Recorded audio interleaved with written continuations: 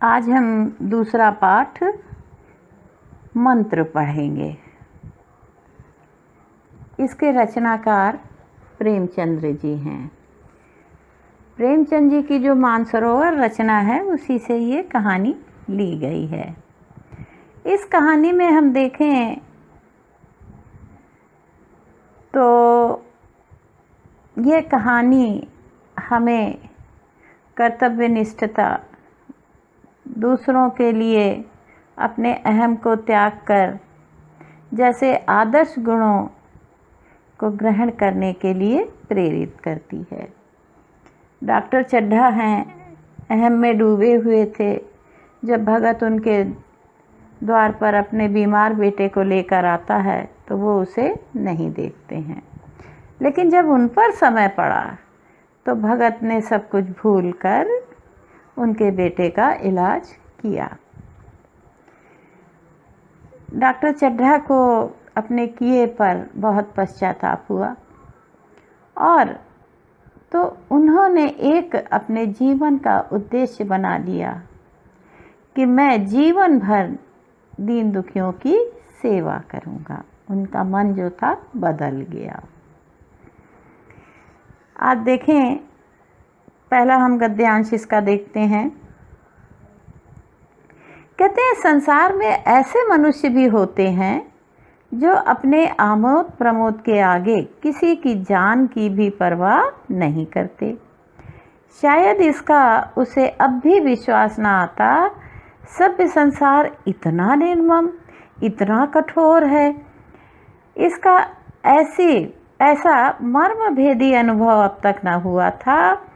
वह उन पुराने ज़माने के जीवों में था जो लगी हुई आग को बुझाने, मुर्दे को कंधा देने, किसी के छप्पर को उठाने और किसी कलह को शांत करने के लिए सदैव तैयार रहते थे।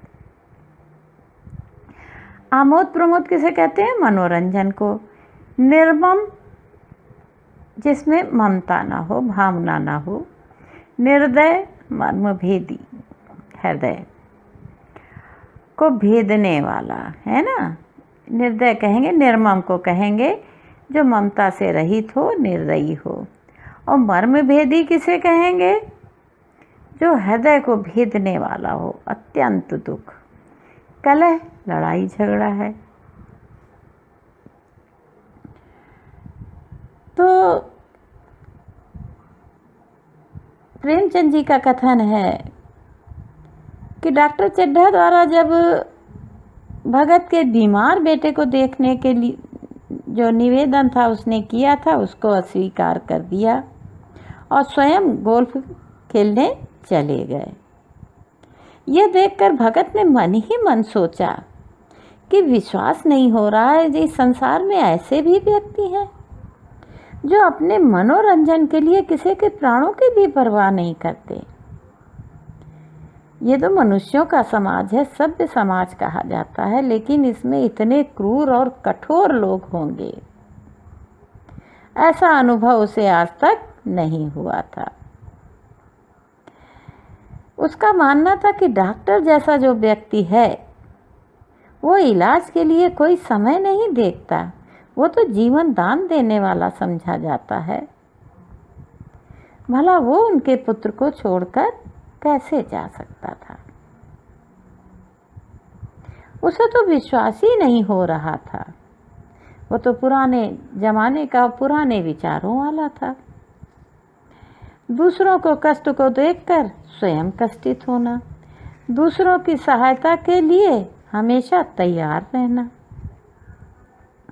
वह उन लोगों में था कि दूसरे दुखी हैं तो उनको सुखी कैसे किया जाए। दूसरों के घर यदि झगड़ा हो रहा है तो उसे समाप्त कैसे किया जाए। अब इसके हम प्रश्न देख लें। उसी भांति हैं जैसे पहले पाठ में हमने पढ़े थे। गद्यांश का संदर्भ लिखिए।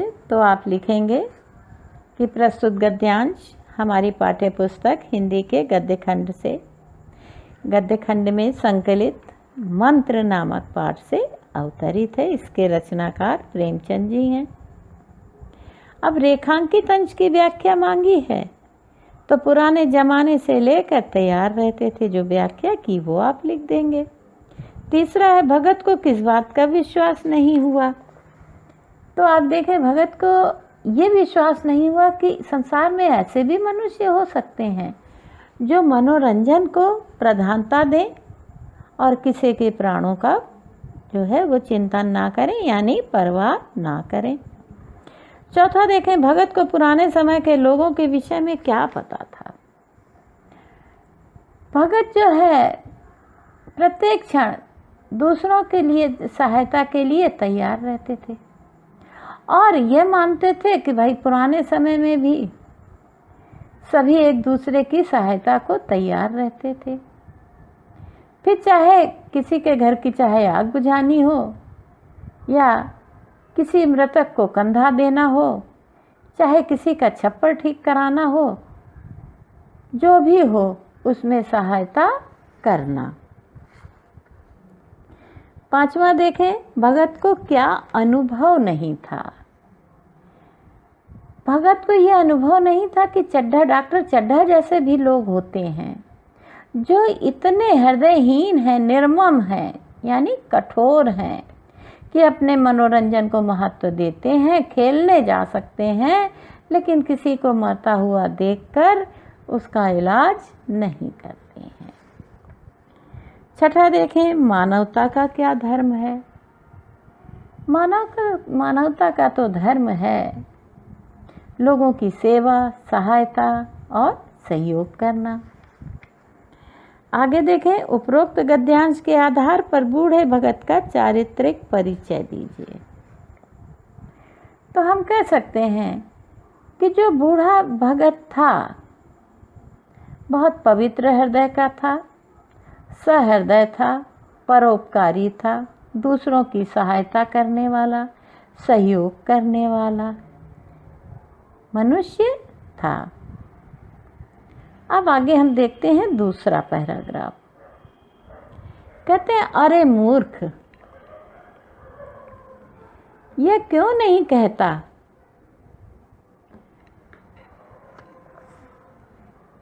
कि जो कुछ न होना था हो चुका, जो कुछ होना था वह कहाँ हुआ। माँ बाप ने बेटे का चेहरा कहाँ देखा। मृणालिनी का कामना तरु क्या पल्लव और पुष्प से रंजित हो उठा। मन में वह स्वर्ण स्वप्न जिनसे जीवन आनंद का स्रोत बना हुआ था क्या पूरे हो गए। जीवन के नृत्य में तारिक मंडित सागर में आमोद की बहार लूटते हुए क्या उसकी नौका जलमग्न नहीं हो गई। जो न होना था वह हो गया।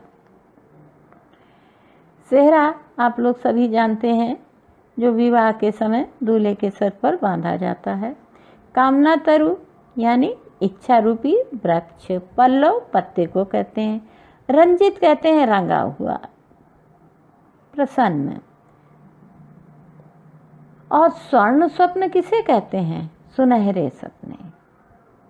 नृत्य में नाचती हुई तारिका मंडित सितारों से जड़ा हुआ। आमोद कहते हैं आनंद को, खुशी को, और जलमग्न कहते हैं जल में डूबने वाला। देखें, यहाँ पर लेखक का कथन है कि डॉक्टर चड्ढा के मित्रों ने झाड़ फूंक करने वाले को फटकारते हुए कहा कि तू मूर्ख, उल्टा बोल रहा है। जो कुछ होना था हो चुका, जबकि सच तो यह है कि जो नहीं होना चाहिए था वह हो गया है। अभी तो उसके माता पिता ने उसके सिर पर सेहरा तक नहीं देखा, अर्थात वह अभी अविवाहित है। और जो प्रेम कैलाश की जो मित्र है मृणालिनी, उसकी इच्छाओं के वृक्ष पर फूल भी नहीं खिल पाए हैं, यानी उसकी जो इच्छाएं थी वो पूरी होने से पहले ही समाप्त हो गई हैं। उसके मन में जो भी सारे सुनहरे स्वप्न थे, जो आनंद था, सब अधूरे रह गए। अब वो कैसी है? जगमगाते तारों से सुशोभित जीवन रूपी सागर की नाचती लहरों पर नौका विहार के आनंद में डूबी थी। यानी वो तो बहुत ही प्रसन्न थी, लेकिन क्या उसकी अब नाव डूब नहीं गई? हाँ, उसकी नाव तो अब डूब गई है, यानी उसकी खुशियाँ समाप्त हो गई हैं। यह एक ऐसी अनहोनी हो गई है जो नहीं होनी थी पर हो गई है। अब इसके प्रश्न हम देख लें। गद्यांश का संदर्भ आप उसी तरह लिखेंगे, रेखांकित अंश की व्याख्या भी लिखेंगे। जो लाइनें हमने ये गद्य दिया है उसमें देखिए अंडरलाइन है। तीसरा क्वेश्चन देखें, जो कुछ न होना था हो चुका, जो कुछ होना था वह कहाँ हुआ? वाक्य का आशय क्या है? तो कैलाश की अवस्था देखकर वो तो अचेत पड़ा हुआ है और मृत्यु के निकट है। तो जो डॉक्टर साहब हैं उनके मित्र कहते हैं कि कैलाश का जीवन पूरा नहीं होना था, यानी मृत्यु नहीं आनी थी। अभी तो जीवन में बहुत कुछ करना था, उसे बहुत सुख मिलने थे, लेकिन जिसका समय अब आ रहा था यानी खुशियों का, अब वह नहीं आया, वो तो समाप्त हो गया। और यही शब्द झाड़ फूंक करने वाले के अर्थ में भी सही है। वह कहता है जो होना था, अर्थात बेटे की सांप के काटे जाने से मृत्यु होनी थी, वो तो हो चुकी है, अब कुछ नहीं हो सकता है। अब चौथा देखें, मृणालिनी के कामना तरु से क्या तात्पर्य है? तो मृणालिनी का जो कामना तरु यानी इच्छाओं का वृक्ष, तो उसका तात्पर्य यह है कि मृणालिनी की इच्छा थी कि वो कैलाश के साथ विवाह करे और खुशी खुशी अपना जीवन व्यतीत करे। नौका जलमग्न हो गई, किस बात की ओर संकेत करता है? तो नौका जलमग्न हो गई, ये पांचवा प्रश्न है, ये कैलाश की मृत्यु की ओर संकेत करता है। अब